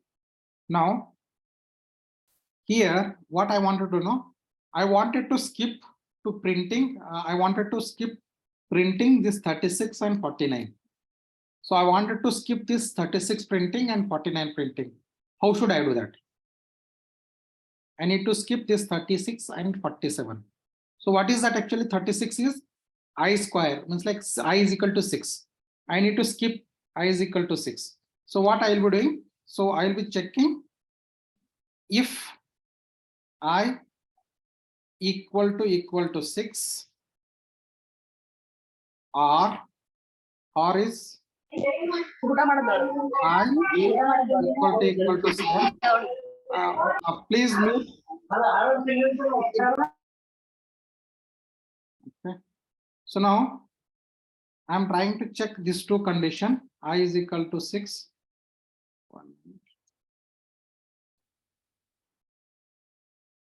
Or I is equal to 7. What I should be doing? If it is true, what I'll be doing? So what my intention is actually no need to print this. No need to print this. So what I should do? I just need to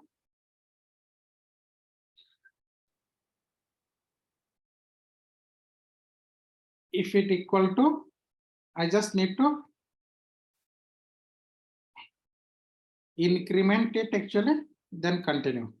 If it is equal to increment and then continue. So no need to print. So if it is not equal to, then I will be doing this. Means like what I am trying to say. So after this actually, after this, I don't want to print this. So I want to skip this. And but I need to increment that because I need to go further. So I'm incrementing that here only and I'm trying to continue. So what is this means actually? When I say continue, so next statement, all the statement will be skipped and it will go to the condition and then it will keep on looping. So that is what is done. 1 minute.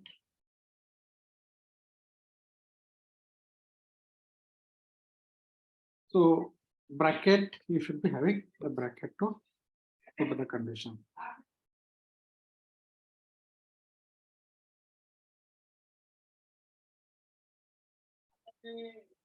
So any questions here?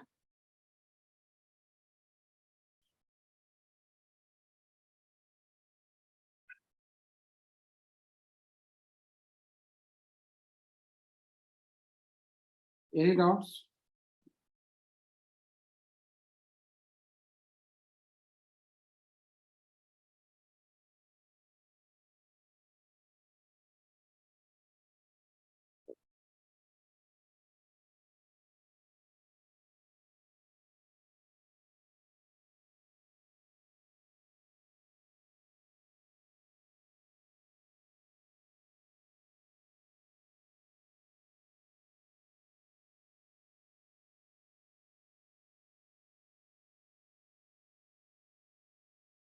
What is the doubt here? What is the mistake here?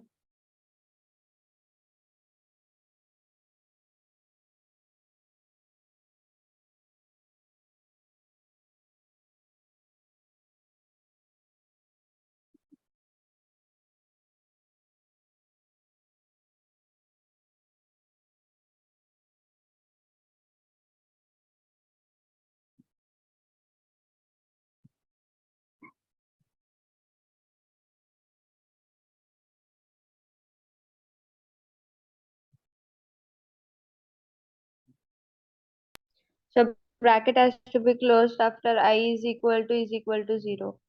Hmm? I is equal to 0 is there no? The bracket has to be closed. You opened it and you didn't close the bracket over there. Where is In the the if statement. if In the statement? if statement, Oh, here. yeah, there. Okay, there. It has to be closed. I forgot. Okay, fine. So I'm not able to figure that. Okay. So this is closed. No, I thought it was closed. Okay. So fine. So you got the continue thing. See, one more thing. No, this issue will come because this is not a color editor. So let us do that in the usually like in when you use the Google Colab, no, you will automatically highlights these kind of issues. So automatically it will point out where exactly the mistakes are there. Like so brackets are missing. Here it is not giving. Like so you like let us show that actually in writing in the Google Colab. So why I prefer this. So if I say if, then if I say bracket, automatically the corresponding bracket comes. So if I say I is equal to 6, so then if I put another bracket, so something that like so bracket automatically together bracket will come. But in the editor, these kind of editors, so you won't get. So you should be very careful about this one. So if you put the if I put one bracket, then automatically other bracket doesn't come. So you only have to put that bracket. So this matching has to be there. So now fine. Any question on the continue? See, even without bracket also it will work, but I don't prefer to use the bracket, but it is better to use the bracket, like so proper kind of a bracket, and then you should be executing. So that will be always good. So because these things, because these equal to is less less preference compared to R. So equal to has less compared to R. So there is no necessary to have a bracket for this each individual statement. But it is always better to have the bracket for each individual statement. So another way to look into, like there are two codes are there, then one is reduced, one is added, then one is reduced, one is added. Like this is how you should be looking into. So this is very tedious thing to work on the thing. So most of the mistakes what we do is actually the typo kind of mistakes, or these bracket matching mistake, or open and close kind of mistakes. These are the common kind of mistakes we'll do. So any questions on the continue? Okay, so now how should we use a break? So let us do one more thing. So one is actually like I don't want this condition here. So let me do the other way around. So I'm trying to do while. So while I'm trying to keep here.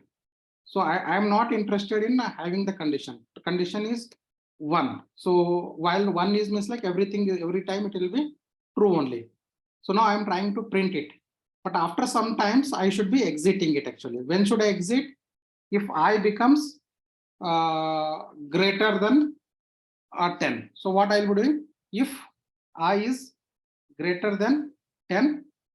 So if I becomes greater than 10, what I'll be doing? I wanted to skip like so. Let me remove this. I'm trying to write a while loop. So infinite while loop, same statement, same thing. But thing is actually, I don't want the condition in the while loop. I wanted to put the condition in if statement. And if the value of I is greater than 10, I wanted to break. So I will be using break. Means like here I am trying to exit from the statement. So this is how I'm trying to exit. Like when it reaches 10, then after that, like it doesn't continue, because see here I'm not checking the condition, but here I'm trying to check the condition and wanted to break. So you can use break is actually when I need to exit out of the loop, hold together loop. So if I exit out actually, then I can do. Or you can have also break and continue also. Like for example, I wanted to skip the I is equal to 6 and I is equal to 7. Then how should I do that actually? So what I will be doing, if I equal to only I wanted to skip when I is equal to 6. So equal to thing, I'm just wanted to increment the value and continue. So no need to print. But when if I becomes greater than 10, then I wanted to break. So I wanted to break the thing. So condition. So now what I wanted to, I can do these kind of operations. So now if it is 6, then you continue, or else like it seems like I can do both statement together. So I can continue and blast. So the thing is actually like what I'm trying to use is actually using continue and break. I am again changing the flow of the control. So flow of this while loop. So first initially, like if I'm not using this completely it will be repeated. But by using this continue or using this break, I am trying to disturb the flow of execution in the while loop also. So when break means like when to exit out. So one is this condition, it will execute out. Another is this break, whenever this break condition met, actually it will exit out. Continue is actually like with something you need to skip out. So this continue and break I am trying to use to change the flow of the loops. So these two are very essential depending on how you wanted to use. So you wanted to skip something, or you wanted to exit the thing, other conditions, like you can use break and continue. So break and continue gives a lot more power to you to rewrite the program. So whatever the way you wanted to, it's like I have shown the same thing, so multiple directions. So without using condition, without using here. So the intention here is actually like the way, whatever the way you wanted to write, you can write the code. But if you use in continue and break, like it will confuses you a lot. But if it is necessary, then you can use. which can, but most of the times you should avoid using this continue and break because it will be difficult to understand you actually. But sometimes it is necessary to use this break and continue to control. Like for example, we don't know. So for example, I'm trying to keep on reading and something is happened, wrong thing. I need to take that condition. Like so for something that like some value I'm not able to compute or something that like I want to break. But these things can be put in part of the while statement, but it's up to you. So the intention of break is whenever that break is executed, it will come out of the loop. And whenever you continue, say whenever you execute the continue, the remaining statement, like what is following after the statement will be skipped and it will start executing from the starting again the loop. So these are two things, you know. So any question on the continue and break? Can you continue on the break?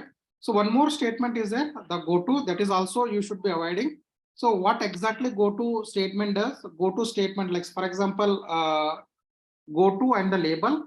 So what exactly happens actually, like wherever this label is there, it will go to that. Like for example, if I wanted to write a statement, something like this. So now I have multiple statements. Like so, for example, now I'm trying to say A is equal to assume that like A is equal to 10, B is equal to 20. So I'm saying semicolon, semicolon. Now I'm trying to say go to. So here I'm saying go to label one, LB1. So now what happens actually? Now I'm trying to say somewhere else LB is equal to 1. So here I'm trying to C is equal to A plus B. Then label 1 so is equal to something here. Means like when now this go to is helped, actually this will indicate next statement will be executed from here. So this is also used to switch. So means like whenever we got this go to here, so this label, so when this is hit actually, this wherever this label is there, then a condition execution starts from that line. So this is also to break the flow. Like let us see here actually. So now if number is equal to less sum and go to the jump, where exactly is jump? Jump is here. So means like it will this we are part of the for loop. Since we are part of this for loop, no. So this is how the for loop is there. So so for loop, when we hit this actually, we are not only moving out of the for loop, but we are going to somewhere else also. So this will say that like where exactly you'll start executing. So if this condition is true, then go to jump. So then it will start executing from here. So you are already exited from the for loop. So this is, but it is very, very tricky thing to use the go to, but the intention here actually like this is also used to change the flow. So sometimes what happens actually, certain condition, you should be going to certain location and start executing. But most of the times you should be avoiding this go to things. Like so it's not that preferential to use the go to. So any question here? Let us do one go to code. Let me explain it using one go to statement.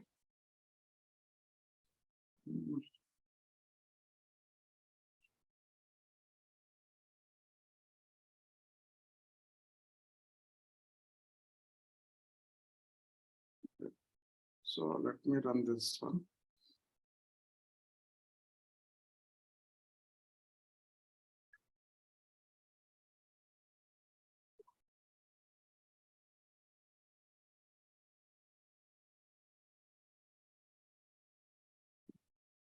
Okay, now I'm trying to run this one. So what exactly happens after some times? So it is jumping here. So when at what time it is jumping?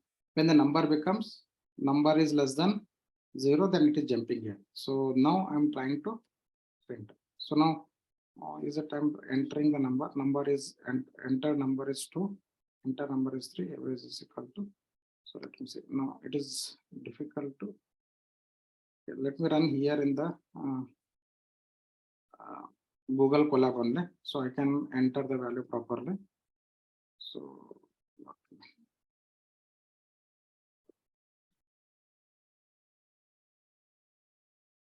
enter the number. So I'm trying to enter number is 3, then enter number 4, then enter number. What number I should be entering? if the number is greater than less than 2. So I will be entering 0. So then I will be entering -2. So it will come out. So when this number is less than 0, so it will jump to here. So when I jump here, so then I will be computing sum and I will be, it's like I come out of the for loop. So this for loop is maximum input. So up to 100 it will be taking. So I'm trying to take up to 100. So it will be keep on rocking. So sometimes like if we entered is negative, so then this go to jump. So it is coming here. It's like I'm trying to skip out of the for loop. So that then I'm trying to execute whatever is necessary. So this is how I am trying